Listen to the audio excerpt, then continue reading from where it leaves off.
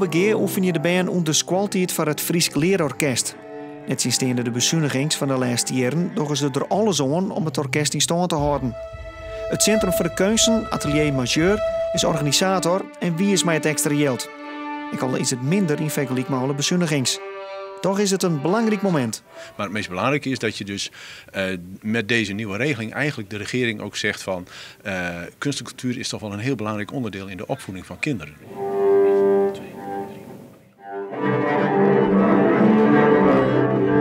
Dat het niet alleen maar wiskunde en taal is, maar dat het ook is om kinderen creatief te krijgen. Want hoe bereiden we onze kinderen voor op de toekomst? Hoe maken we ze zo creatief dat ze steeds kunnen inspelen op die steeds heel snel veranderende omgeving waar ze in leven?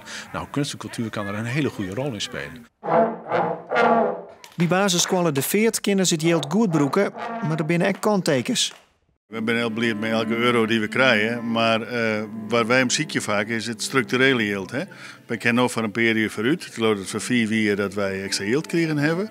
En daar ben ik heel blij mee. Nu financieren we dat van die orenpotjes.